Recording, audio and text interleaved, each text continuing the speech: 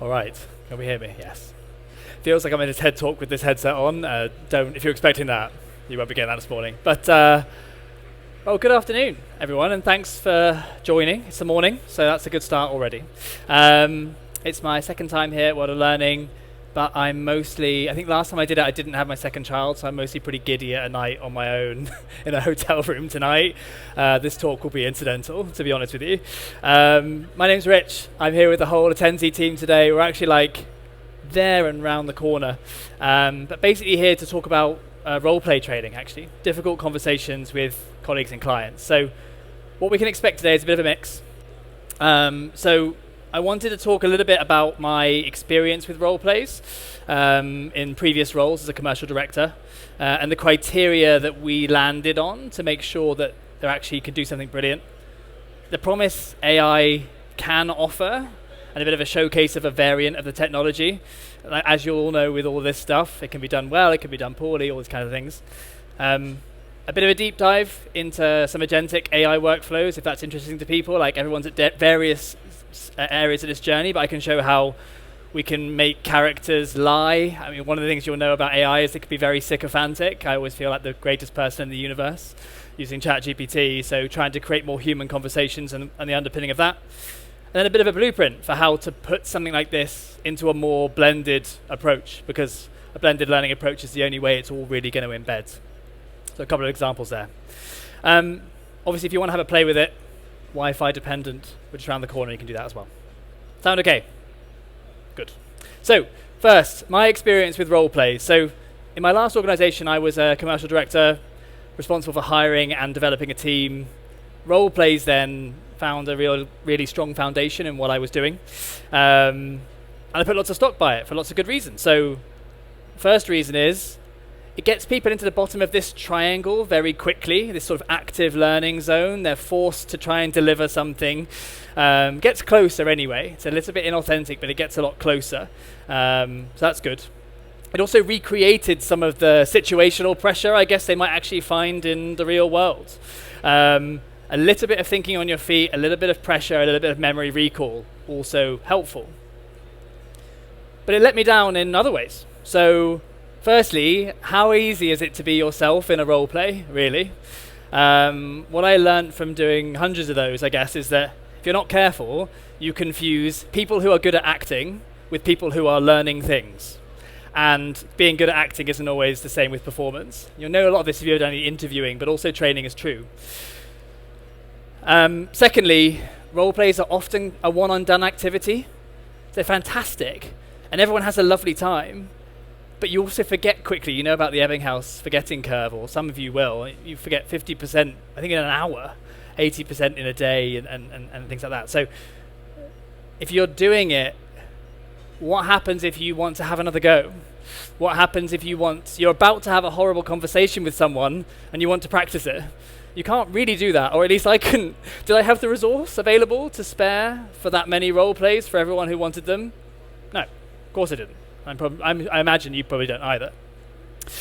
And even if I did, and even with I had lovely competence scorecard to make sure that I was using it in the session and I was trying to give everyone fair crack of the whip, did I really always know how much better someone was getting at something? No, not really. Somewhat, but mostly I could check whether they completed it and hope that the design was enough to be leading to learning. And so was I really going to move the needle on behavior change? I'd say probably not overall. This is a combi model, a variant of it, developed by a team at UCL. Basically, it says if you get 3 things right, you're more likely to drive behavior change than if you don't. I would say for my teams, without meaning to sound like I was an awful manager, because I felt like I was pretty good. But I think they lacked ultimately the motivation to really engage. They felt nervous going into a role play with me. And I think they felt it lacked that sort of safe space and that realism when we were sat at a coffee table just across the hall from our desks. We lacked the ability to practice, to embed that knowledge and to cement it. I think knowledge itself we actually did pretty well on. We designed good content, and most of the time that's not the problem. We designed things that make sense, that people are going to learn. Whether or not I always gave people consistent feedback when I was trying to drop myself into a role play at the same time as thinking about how they're doing in the role play, it's a tricky beast to manage. So anyway, I think for all those reasons, quite tricky to ensure that things were happening. So if all of those things are true, roleplays sound awful. Why do we persist? And I think it's because they matter, and I think people want the support. So recent study we ran with a research firm, we asked who's struggled with difficult work conversations in the last 6 months to the point of anxiety. You don't need to put your hands up. We did a study. And who also wants support to tackle it? So obviously we asked Gen Z, and then we tried to ask a broader audience.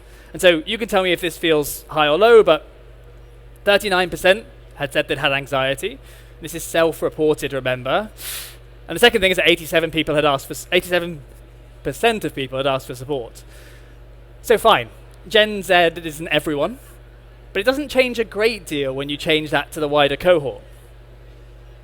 If you look at the wider cohort, all of us, fully a third of us are experiencing some form of psychological trauma from the conversations we've had in the workplace in the past.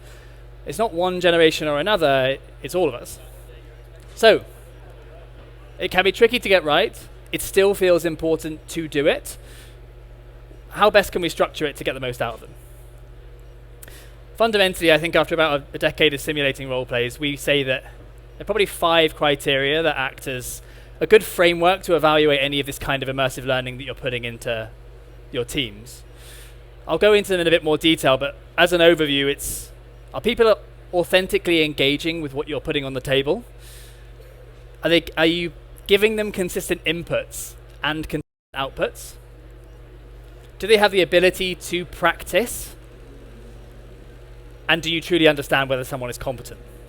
Like that, if you get those 5 things right, it's hard to get them all right flawlessly, but if you can get those things right, then you've got a good chance. So first then, authentic engagement. Don't know why I've used this image, but here we are. It's meditational. I think the main thing here is that being authentic is the key aim, right? So human beings can pick up very quickly if people are being inauthentic. You can hear it on the phone, you can hear it in a contact center. No offense, I heard it at the Hilton this morning when I was checking into the hotel. So we need people to engage very authentically with the role plays that we're doing. And it's hard because people often act when they're in those places. So can people feel safe? Do they feel that it's true?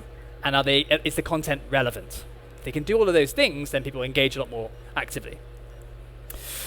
Consistency of input. So if the role play is variable, i.e. the person delivering it, or the environment where it's happening, or the time, or whatever, it's almost impossible to practice and improve with any consistency. So imagine an Olympic show jumper who changes their horse, jump setup, practice arena every time they practice jumping. But it's difficult. It's difficult not to do that because I am myself, and on a Tuesday I feel one way, and on a Wednesday I feel another way. So the absolute ability or how I am going to input that training to people does change day to day, sadly. Again, I'd like to say I was a decent manager. On the output side, it's similar-ish, right? So everyone's seen this. We don't need to do hands up. Sort of old woman, young woman, what do you see? I think if you're assessing role plays, it's not as binary as that necessarily, but it is still difficult not to give, especially if you're a global organization running out consistent global training, everyone's getting consistent feedback delivered to them in a broader. As soon as you get to a bigger sample size, it becomes much harder to give consistent feedback. But feedback's what makes learning stick, right? The ability to practice. So this is the key thing that we think is missing. So like any good skill, the more you practice, the better you get over time. Someone at Attensi always gives a good example of like the ratio of practice versus playing for the Oxford rowing team. So apparently they do 1 hour practicing for every 3 seconds in the race. Now, absolutely no way that any of our teams could spend all of that time practicing versus delivering, and that's a waste of time. But remembering the forgetting curve, can we get them to practice a little bit more? 2 or 3 times can be enough to cement a bit of knowledge. Making training short enough and respectful enough of people's time that you can get some repetitions in without extending the overall time in which people have to train. Like that's a tricky thing to crack. AI is obviously helping with that in various ways. And the last thing is an understanding of competence. Data measurement, tracking, we need a common baseline to understand where people are at. The example here is that 80% of drivers think they are above average drivers, which is statistically impossible. You can't have 80% of people being above the average. Like, how do we objectively collect, measure, and assess people over time? And so I guess the question is, like, how good are we at receiving all the data that comes out of those sessions to understand where people are at and where they're going? So that's loads to do. I'm not saying we solve all of it right now. But if we do all of those things and we can hit in all of those things, suddenly our ability to change behavior changes dramatically. We can be much more confident that if you're in a bank and you're speaking to a vulnerable customer, someone who's just lost their husband and needs a mortgage holiday, you as a 21-year-old are going to have a much better chance of being able to deliver some quite empathetic messaging without throwing them to the wolves and risking them churning in the first place. Specific example to banking, but I think it's quite interesting. So that's a bit of a framework. Now I'm going to faff around with a video to show you, because I recorded it yesterday. I would say we've had limited options in the past with role plays, but I think AI is changing what's possible in our space, and I think it can really enhance a blended approach more broadly. I think most helpful way of thinking about how AI can help in a role play is thinking there's two real capabilities to do with AI. One, you could be an open-ended chatbot, or two, you could form yourself as like a puzzle box with objectives, micro objectives that you explore within. And part of that is about providing enough learning scaffolding to the overall experience rather than giving someone a totally free adventure they can go in, because that can drive better forms of learning. So I'm going to show you an example, conversation I had yesterday. I hate hearing my own voice, be kind. And afterwards, we can have a look at it. I'll explain a few things going on, and then we can drill down into how some of the agentic workflows can allow for some more complex conversations. That makes sense? Sound good? Now, I think I have to go over there. Well, I have to use my mouse over there to pause it. So watch me faff on. Right, okay, so here we are. We're going to speak to someone called Lucy. She's a consultant at Consultants Inc., which I think is a very, very novel name. So she's gone into a meeting with a client. She's presented an idea that the client absolutely loves, but she didn't square it with her team before she went to talk to the client about it. And so the team are horrified. You probably not only know people who we want to train that out of, but also you probably know colleagues who have done that as well. So this is an opportunity as a manager to help that person grow, right? And so we want to give them coaching, but people never have these conversations, really. And then in December, people wonder why they don't get a pay rise and a promotion. And so this is a chance to have a conversational moment with someone. We're going to use the EPIC feedback framework, so creating emotional safety, speaking out the problem, impact, and next steps. So this is a conversation I'm going to have with Lucy. I'm going to pause it frequently and tell you things. Sorry to do it, but that's just the way I operate. Very waffly. Let's start speaking to Lucy now.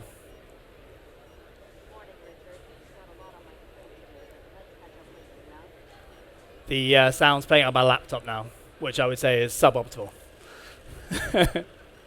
So what I will say while we're fixing that is, the first thing is, I think what's interesting about this kind of thing is like being thrust into a situation where you're put directly in front of someone in a context. You're given some context, then you're put in front of them and you have to look them in their beady eyes. First time I ever played this, I sweat a lot. And I would say that it just creates a bit of that tension point, right? And if you're working in a contact center, you don't have to see a person necessarily, but the whites of someone's eyes, once you get away from the uncanny valley piece of it, is pretty powerful.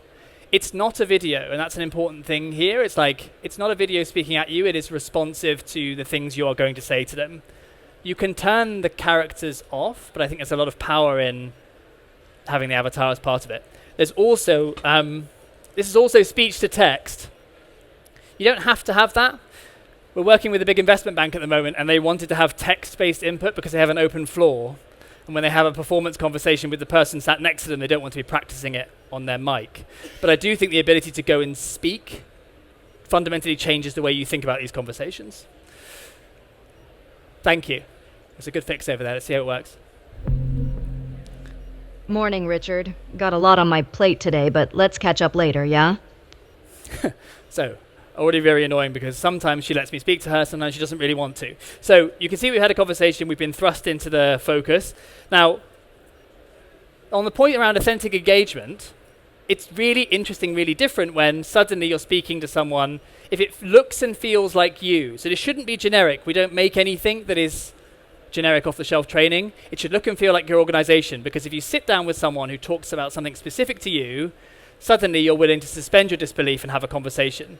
Also, it's supposed to be a safe space. So you can have this conversation 100 times, and you're not going to have your exact words fed up to mission control. At least we've taken a decision that that's not what we're looking to do at the moment. Some people ask us, can we share transcripts and everything?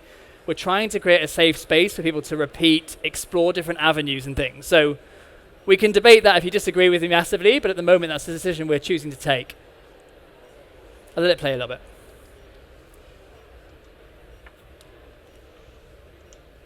Hi, Lucy. Great to see you. And look, thanks so much for coming into the office, even though you've been all over the place this week. I really want to take 5 minutes to talk about some feedback from the meeting, though. Can we take that time now before we get stuck back in?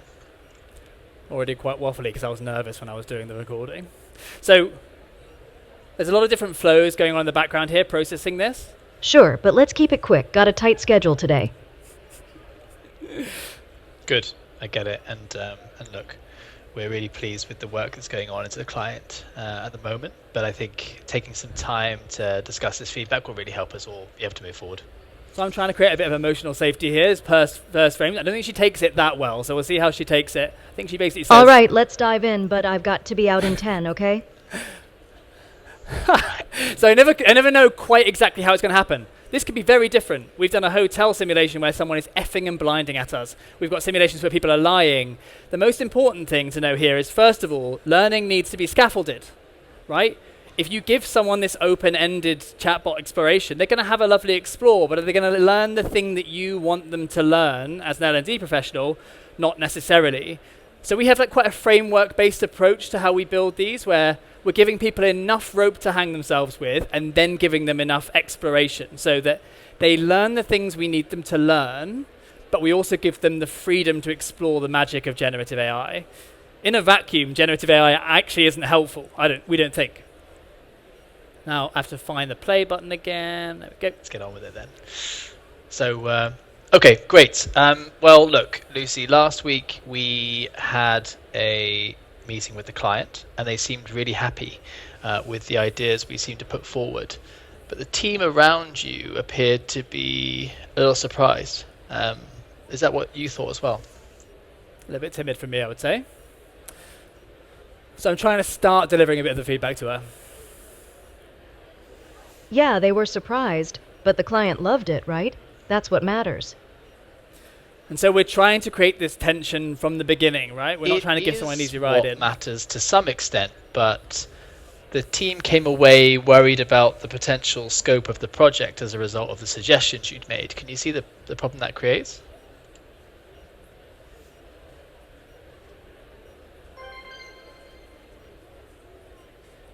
I get that, but isn't it our job to push boundaries and find solutions that really make a difference?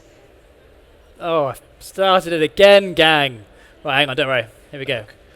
So what you'll see there is that I moved through a stage. But isn't it our job to push boundaries and find solutions that really... I did it. Right, so we've moved through into the problem stage, and I'm moving through the conversation. The thing to know here is that she's pushing back on me. She's not compliant. When you use ChatGPT, does it not think you are the greatest human who's ever lived, and every question you ask is superb, enchanted, and inspired? And that's, like, AI is very conciliatory. It actually patches up quite a lot of things. So when you're making mistakes, it often forgives you and allows you to make progress.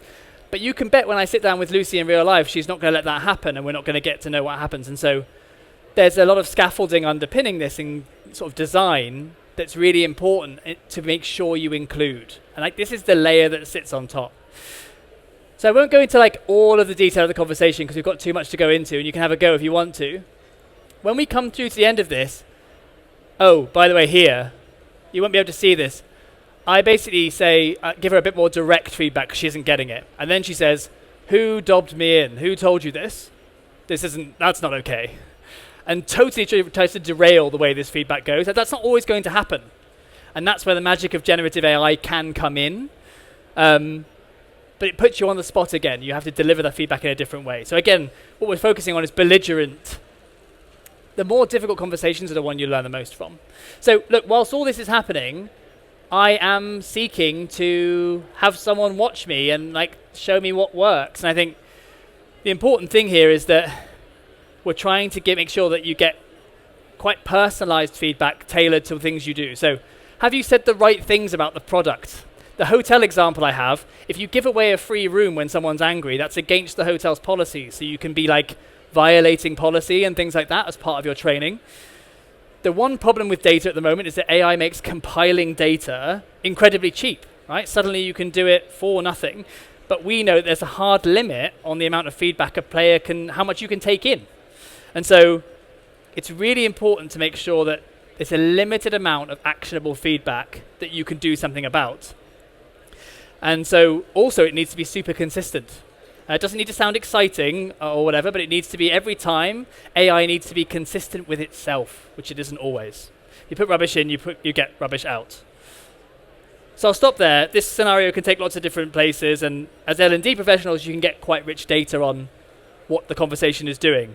The thing that I think is more interesting is some of the workflows that underpin it. So I want to talk very briefly about how we can use agentic workflows to create more difficult human moments. I'm going to use lying as an example. That's quite difficult to replicate. So some of you will be right across this, some of you won't be so much. So hopefully this is like fairly obvious. The more things you ask AI to do, the worse it does at all of them. If you ever put this massive big paragraph in, it will do some stuff well, some stuff worse. Luckily, it's more true that the more things you ask AI to do at once, the worse it will do at all of them. So here's an example. I'm going to take an example of someone who is claiming for insurance he's a baker and he's broken his ovens. Now the thing about this guy is he's broken his ovens out of negligence, but he's still claiming on his insurance. So he tells a little fib. So I just need to ask a few really basic questions to get us started. Could you tell me where the incident occurred, please?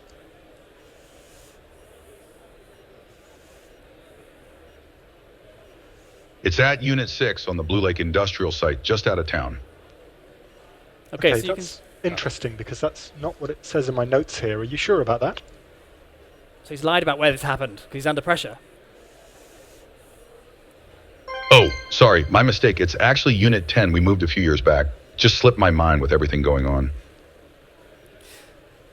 I know what you mean. That's an example of using AI to tell lies, which fundamentally is quite bad at doing. What's not happening here is he's actually lying. AI finds it difficult to lie. What we're doing is shifting in and out different workflows to change the truth of the scenario based on what you do. I'll try to explain.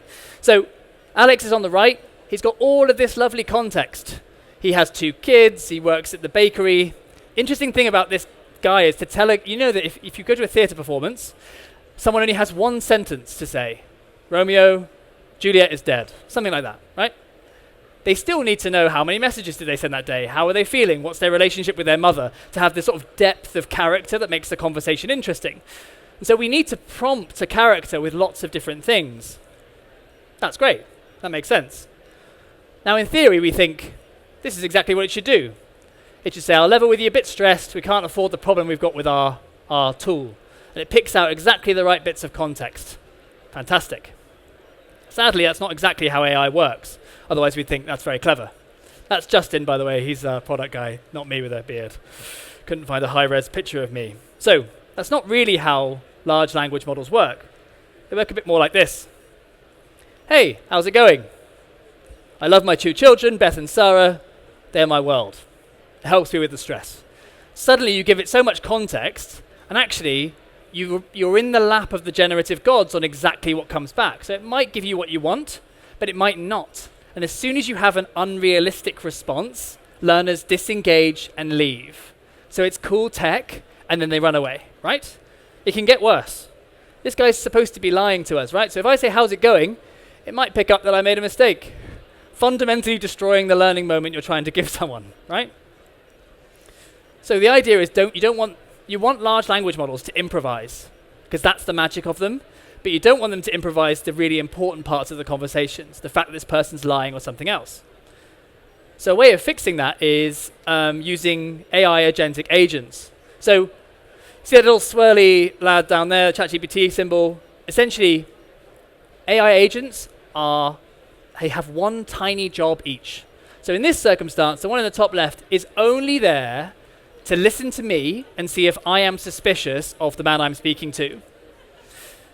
So, how's it going? Does that seem suspicious? No, seems pretty good. Fine. So Agentic says no. That means that the truth for the avatar here is going to be that the fire happened at Unit 6. That's the lie, if you remember. Great. A few more AI tools that are programming him. He's a bit stressed. Happened in Unit 6. Now, what happens if I say, you're a crook? Well, of course, that's suspicious, right? So the agent says, yes, that sounds suspicious. And we can slide in new prompts, new situations, new truths.